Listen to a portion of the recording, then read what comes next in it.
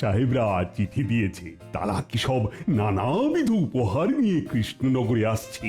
গতকাল রাতে নবাব বাহাদুর দূত পাঠিয়েছিলেন। ইংরেজরা ওদের ইংরেজি নববর্ষ এই কৃষ্ণনগরেই পালন করতে চায়।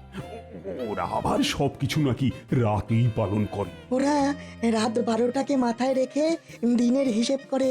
বুঝেছি বিজ্ঞানী, আমাদের যেমন সূর্য উঠলে দিন হয়, ওদের তেমন রাত 12টাতে তারিখ পাল্টে যায়। তার মানে বুঝেছো, সব হইচই হুল্লোড় রাতে। সারাটা রাত ধরে হইচই হবে, ইংরেজি নতুন বছরে মাতবো আমরা সবে। এই আনন্দ অনুষ্ঠানের একটা তালিকা প্রস্তুত করতে হবে, দায়িত্ব ভাগ করে দিতে হবে। গোপাল, তোমাকে একটু বেশি দায়িত্ব নিতে হবে। রে, গোপালের উপর বেশি দায়িত্ব? মানে গোপালের তো উপরি আয়। না না, বেশি বাড়তে দেওয়া ঠিক নয় মহারাজ। এই ব্যাপারে আপনার সাথে আলোচনা আছে।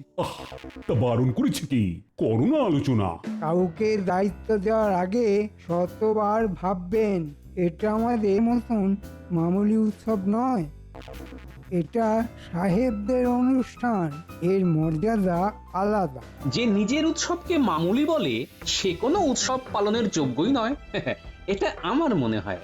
এটা গোপাল ঠিক কথাই বলেছে, আমাদের উৎসব মামুলি নয়, এটা বুঝতে হবে। দেখো মন্ত্রী, কে কি দায়িত্ব নেবে তার ঘোষণা আজই করে দিচ্ছি। সভাকবি, বলুন মহারাজ, আমার কি কাজ? প্রস্তুত আমি আজ। তুমি থাকবে আপ্যায়নে।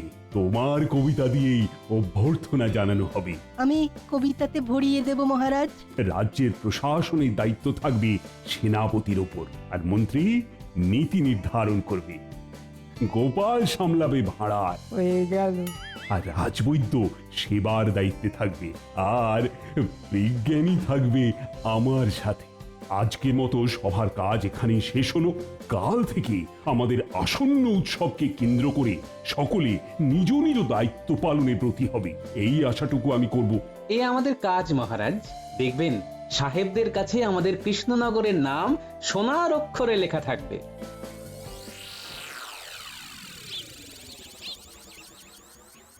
মহারাজ আমাকে একদম পরিত্যাগ করলেন, আমাকে কোনো দায়িত্বই দিলেন না। মন্ত্রী মশাই, আপনি নীতি নির্ধারণ করবেন। আর নীতিটা হল দেখতে হবে, ভাবতে হবে, এটা থেকেই আমাকে কিছু কামিয়ে নিতে হবে। এই নীতিকে উপলক্ষ করে কি করবেন একটু দেখুন, আমরা আপনার সাথেই আছি। ব্যাস, তাহলেই হবে। আমাদের প্রমাণ করে দিতে হবে যে আমরা আতিথেয়তা খুব ভালো পারি। ঠিক বলেছো গোপাল, তা কি করবে বলে ভাবছো? আমি ভাবছি, যে সাহেবরা আমাদের কৃষ্ণনগরে আসবে তাদেরকে আমরা আমাদের তরফ থেকে কিছু উপহার দেব। কি উপহার দিতে পারি গোপাল? শুনেছি সাহেবরা কেক খেতে খুব ভালোবাসে। আমরা আমাদের নিজেদের হাতের তৈরি কেক যদি সাহেবদের দিই, তাহলে সাহেবরা খুব খুশি হবে।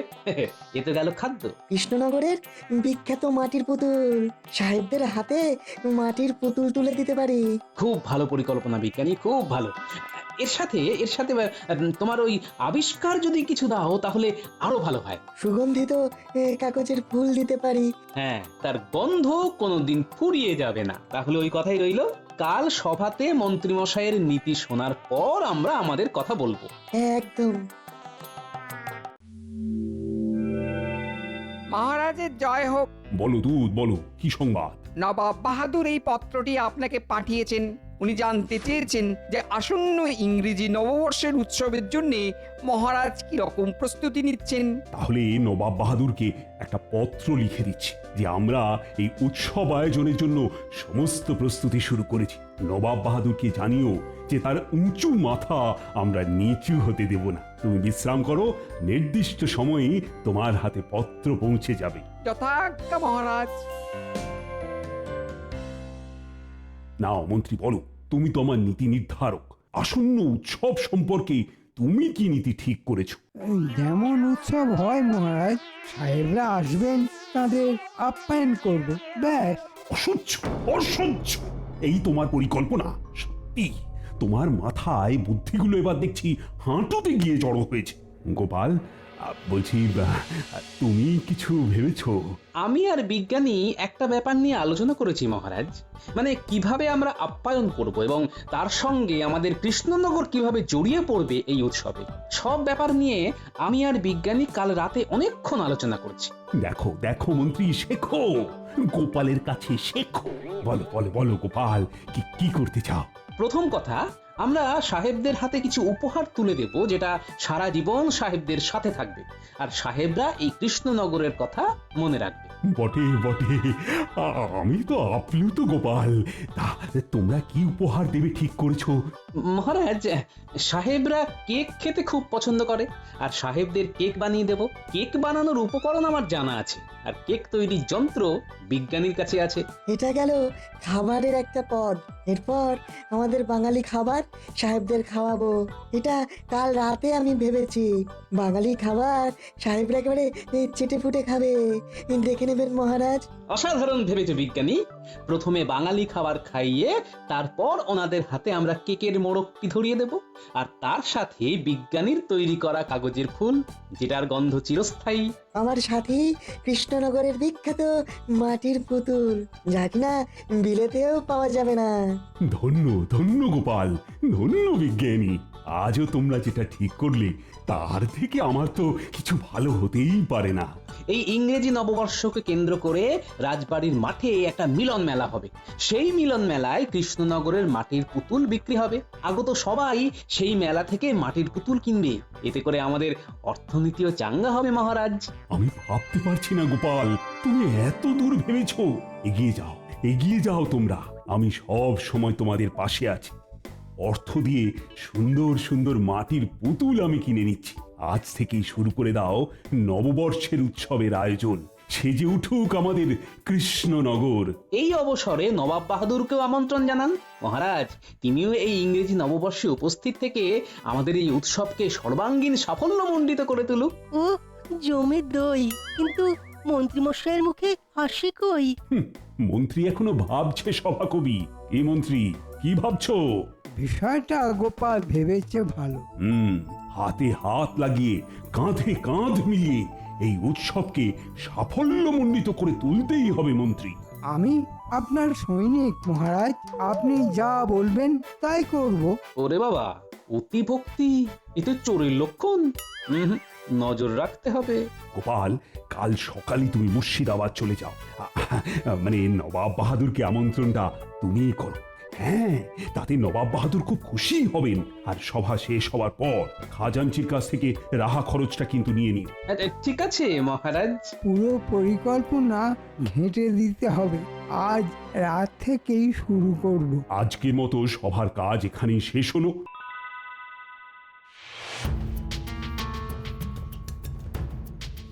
বটা ঘটা আছিস বাড়ি? যাবো কোথায় ঘর ছাড়ি, শীতের রাত। নেটে বাদ যাবো কোথায় মন্ত্রী মশাই? এখন বন্ধু এই লেপ কাঁথাই। এই লেপ কম্বল গায়ে দিয়ে ঘুমোলে চলবে? বলুন না ঠিক কি করতে হবে? করতে হবে পণ্ড, সব লন্ড ভণ্ড। সামনে উৎসব, চল ঘরে ঢুকি। বাইরে বড্ড শীত। চলুন ভিতরে, গাই গীত, মানে ওই শুনতে হবে কথা।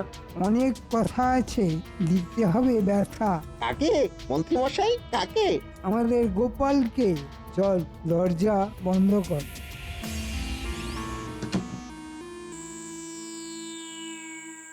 কাল সকালে উঠে তাড়াতাড়ি মুর্শিদাবাদ যেতে হবে, বুঝলে গিন্নি? হাতে এখন অনেক কাজ। বলি নবাব বাহাদুরের কাছে যেতে হবে বুঝি? হ্যাঁ, ইংরেজি নববর্ষে মহারাজের ইচ্ছে নবাব বাহাদুর যেন আসেন। আহা, যদি মেয়ে জামাইটা আসতো তাহলে এই উৎসবটা দেখতো। আমি খবর পাঠিয়ে দিয়েছি, কাল সকালে জামাই এলো বললে। মা তাই? আসবে জামাই, তাই আনন্দ দেখো, মুখে হাসি আর ধরে না। দেখো গিন্নি, আমাকে তুমি যাই ভাবো, আমি কিন্তু বছরের দিনে মেয়ে জামাইকে নিয়ে আনন্দটা উদযাপন করতেই চাই। দাও দাও দাও, তাড়াতাড়ি গরম গরম খাবার দাও দেখি, কাল সকালে আবার উঠতে হবে। এক্ষুনি দিচ্ছি গো, দিচ্ছি।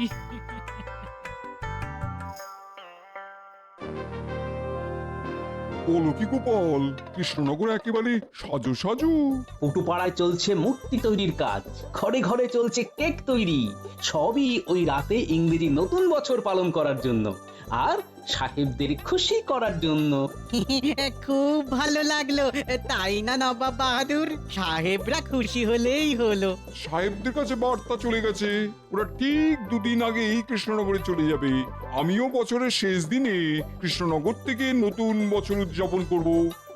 যাও যাও, তুমি কৃষ্ণচন্দ্রকে গিয়ে বলো নবাব বাহাদুর খুব খুশি হয়েছে। জো হুকুম নবাব বাহাদুর, আমি তবে আসি। ঠিক আছে, তুমি এসো। শোন বড় ঘটা, ভাঁড়ারের দায়িত্ব গোপালের। গোপালকে কায়দা করে নিয়ে আসবো বাইরে। ওই ফাঁকে কাজটা করতে হবে, হয়ে যাবে। কি বল ফাটা? ওটা আবার কাজ নাকি? ওটা তো ওই ছেলে খেলা। ছেলেবেলায় খেলেছি কত এইসব খেলা। ভেজাল মেশাতে আমরা একেবারে ওস্তাদ মন্ত্রী মশাই।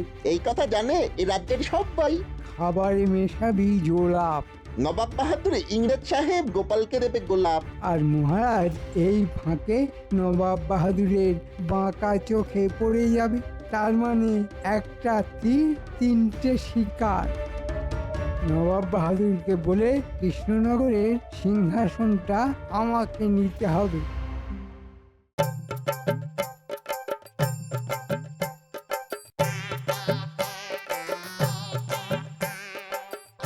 এই যে আমার বানর সেনা, সব জায়গায় ঠিকঠাক ভাবে লক্ষ্য রাখ।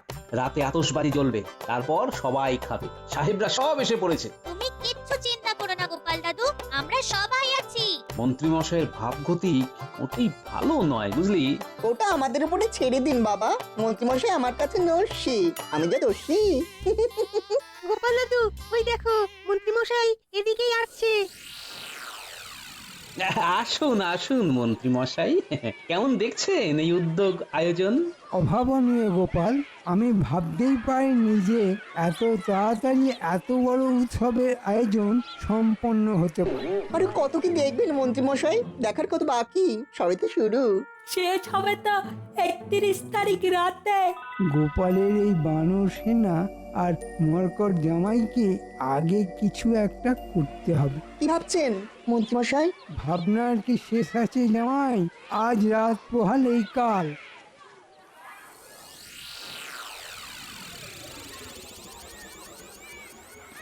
মেলা জমে উঠেছে, মাটির মূর্তির কি বিক্রি!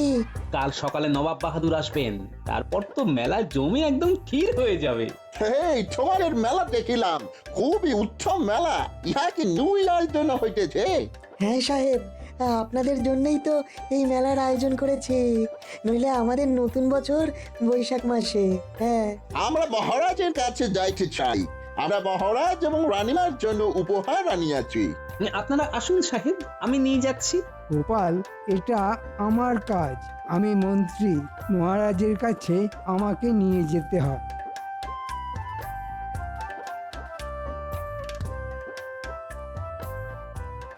বাবা জীবন, পুরো মেলাটা তোমরা একটু লক্ষ্য রাখো, আমি একটু বিপদের আশঙ্কা করছি। কিছু চিন্তা করবেন না বাবা, আমরা সবাই আছি। পাজিটা কিচ্ছু করতে পারবে না।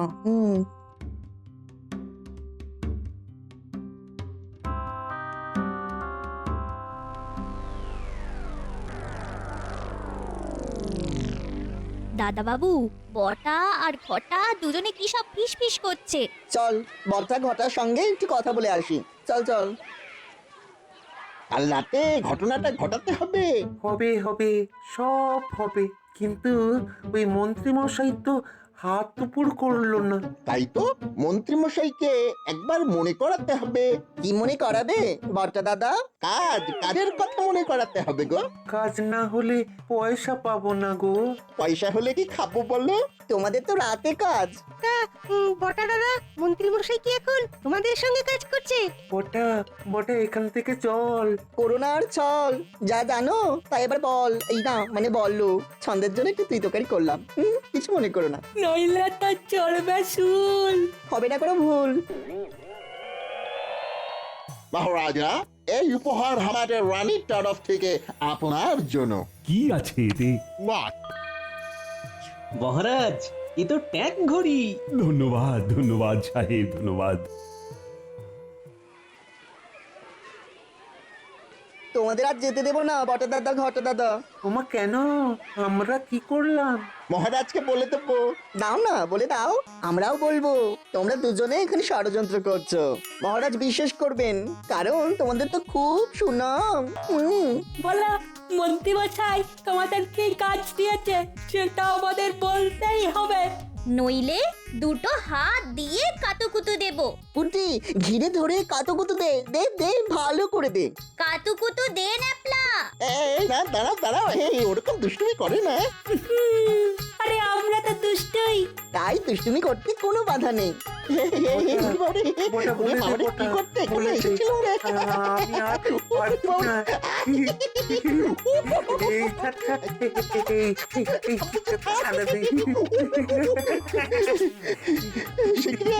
শেষে পুষ্পগুলোর হাতে আমার বধ করলাম।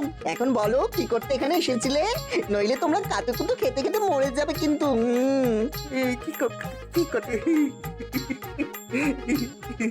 এই তোরা থাম, তোরা থাম। নেপলা, ওই দেখ দড়ি পড়ে আছে, ওটা নিয়ে আয়, বাঁধ।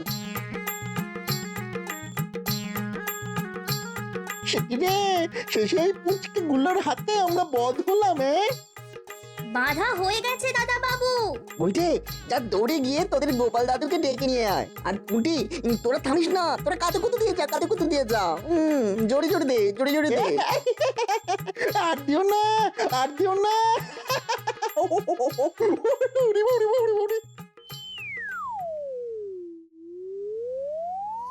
তোমার কাছে এসে আমরা খুব খুশি হয়ে আছি। আপনাদের পেয়ে আমরাও খুব খুশি হয়েছি। কিরে, কি হয়েছে, দৌড়চ্ছিস কেন? গোপাল দাদু শিগগির এসো, বটা আর ঘটা ধরা পড়েছে। দাদা বাবু প্রায় ধরে রয়েছে। আমরা সবাই তো কাতুকুতু দিচ্ছিলাম। সর্বনাশ! চল দেখি, চল চল চল। মহারাজ আপনিও আসুন।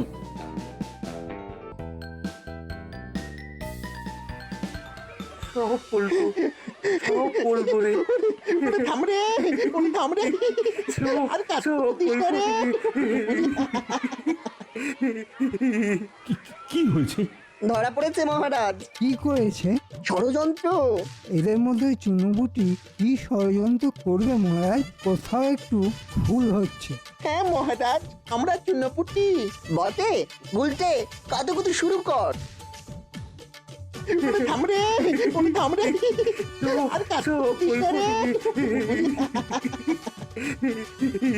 বলো বটা ঘটা, কি ষড়যন্ত্র করছিলে? সত্যি বললে ছাড়া পাবে, মিথ্যা বললে শুলে যাবে। বলো, এবার বলো তো। ওই মন্ত্রী মশাই আমাদের কাল খাবারের জল মেশাতে বলেছেন। আমরা তো ওই ব্যাপারে কথা বলছিলাম। জামাই আমাদের ধরে ফেলে। আমাদের কোনো দোষ নেই মহারাজ। এর জন্য আমরা আগাম কোনো টাকা পাইনি মহারাজ। মহারাজ, বটা ঘটা সত্যি চুনোপুটি।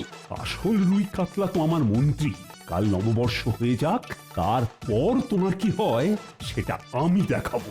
মহারাজ আমার ভুল হয়ে গেছে মহারাজ, আর কোনোদিনও করবো না মহারাজ। প্রহরী, একে এখন কারাগারে নিয়ে যাও, ঠান্ডা ঘরে ফেলে রাখো, লেপ কাঁথা কিছুই দেবে না। যথা আজ্ঞা মহারাজ।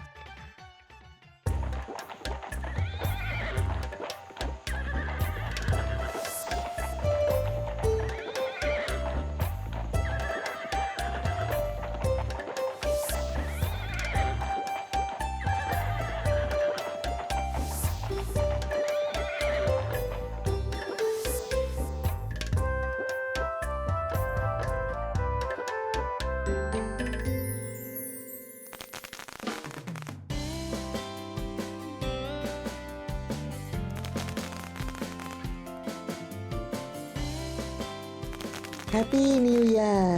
হ্যাপি নিউ ইয়ার মানে শুভ নববর্ষ, তাই না? ঠিক তাই।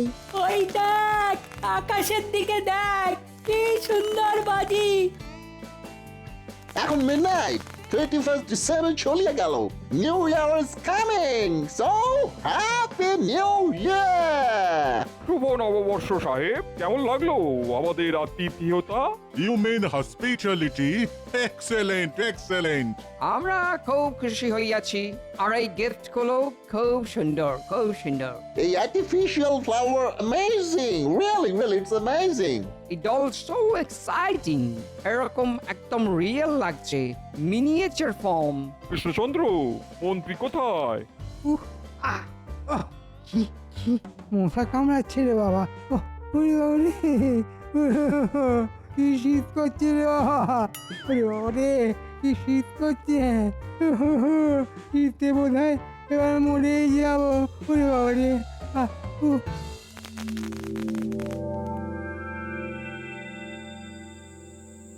ষড়যন্ত্রের অপরাধে কারাগারে নিক্ষেপ করেছি, আর এই ষড়যন্ত্র ধরেছে গোপালের জামাই। ওরে বাবা, জামাই, বাবা জীবন, তাহলে তোমাকে তো একটা উপহার দিতে হয়। আপনার পদপ্রান্তে আমাকে রেখে দিলেই আমি খুশি হব নবাব বাহাদুর। মুখে ছাই পড়ুক যারা সব আছে সত্তর। নবাব বাহাদুর, আপনার জন্য এই উপহারটা আমার এই বানর সেনার ছোট্ট ছোট্ট ছেলেরা বানিয়েছে মাটি দিয়ে। খুলে দেখুন। আরে বাস, এ তো আমাকে মাটি দিয়ে তৈরি করেছে, কি নিখুঁত কাজ।